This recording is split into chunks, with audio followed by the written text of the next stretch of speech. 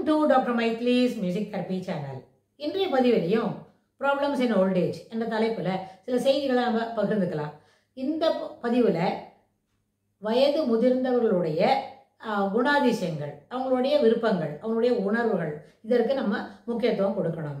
இதில் இது நாள் வரைக்கும் சிக்கு, அதாவது சுகவீனமாக இருக்கிறாங்க, உடல்நல குறைவு மேம்பட்டு இருக்கிறது.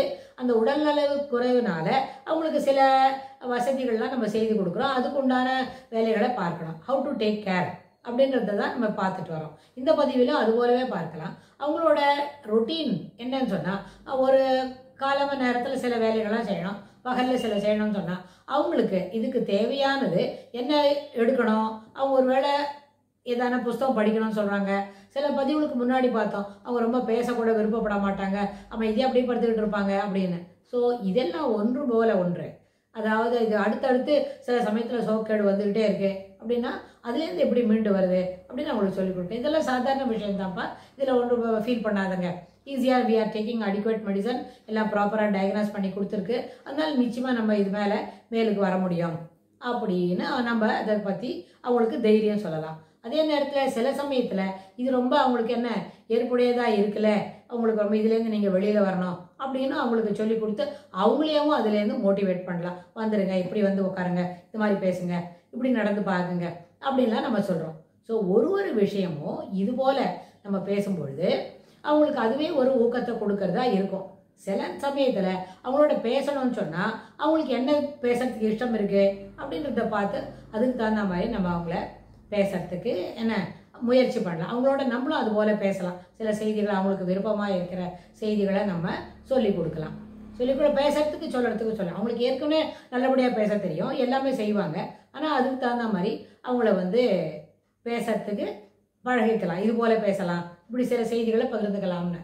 ஸோ அந்த மனப்பான்மை, அவங்களுக்கு பேசணும் என்ற மனப்பான்மையை நம்ம வளர்த்தாலே ஓரளவுக்கு அவங்களோட கான்வர்சேஷன் லைவ்லியாகவும் அதே சமயத்தில் இருக்கும். சில நேரத்தில் ஒரு பர்பஸாக இவங்க என்ன பண்ணுவாங்க, அந்த கான்வர்சேஷனை கட் பண்ணுவாங்க. பிடிக்கல, வேண்டா நிறுத்து, பேசாத போர் நிறுத்து அப்படின்னு நிறுவாங்க.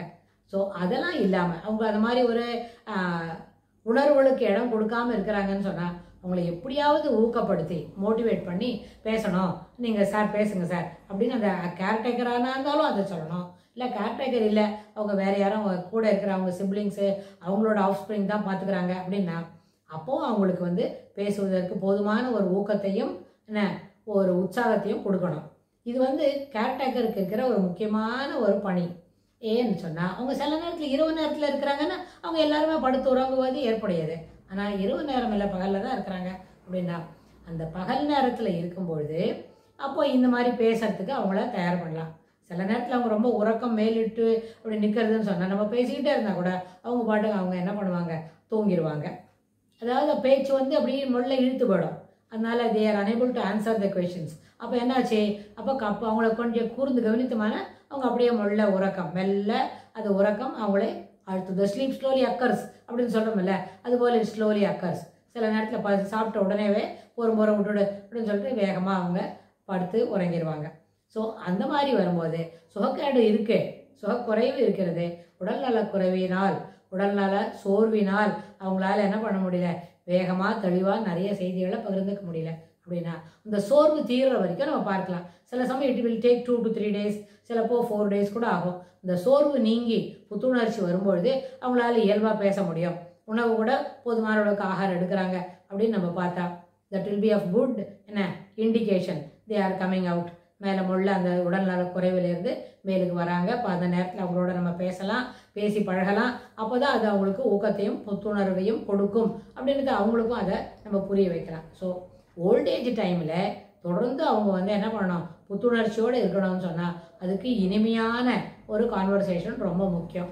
அப்புறம் உபயோகமான கான்வர்சேஷனும் ரொம்ப முக்கியம். அதுக்காக இப்போ அவங்கள்ட்ட போய் எப்படி ட்ரிக்னாமெண்ட்ரியில் அந்த ரைடரை ப்ரூஃப் பண்ணுறது, இல்லாட்டி போனால் ஜாமெட்ரிக்கல் ஃபிகருக்கு கராலரி என்ன செய்யும், அதுபோலலாம் அவங்களுக்கு சொல்லிக் கொடுக்கும். ஏன்னா that is also interesting subject only, though more lively, but those quality of liveliness is not at all required to them. அவங்களுக்கு சாதாரண டே டு டே ரொட்டீன் கலோக்கியலாக சில கான்வர்சேஷன் அது லைவ்லியாக இருந்தாலே போதுமானதாக இருக்கும்.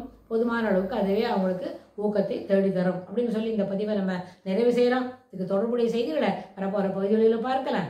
தேங்க்ஸ் ஃபார் வாட்சிங்.